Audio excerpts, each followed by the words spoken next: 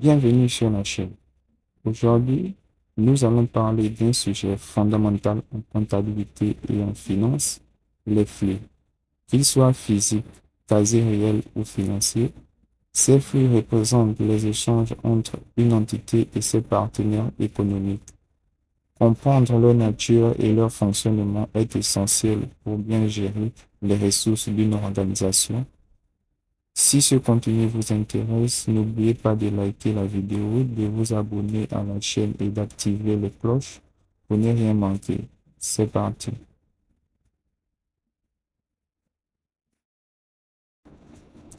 Les flux en comptabilité sont des mouvements des biens et services qui se produisent dans une entité à un moment donné. Chaque flux a une valeur, un point de départ et un point d'arrivée. Chaque flux peut être exprimé en termes d'emploi, qui est la destination du flux, et de ressources, qui est l'origine du flux. Les flux sont classés suivant les objets auxquels ils sont rattachés.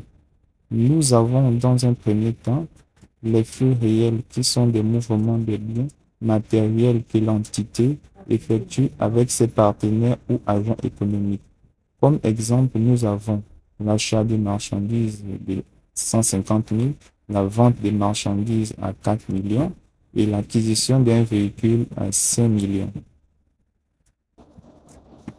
Ensuite, nous avons les flux quasi réels qui sont des mouvements de services que l'entité effectue avec ses partenaires.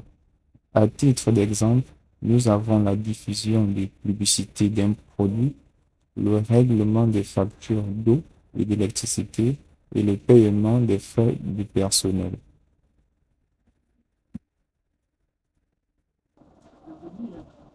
Enfin, les flux financiers sont des mouvements de paiement des dettes, des créances ou des virements internes et externes que l'entité effectue avec d'autres agents économiques.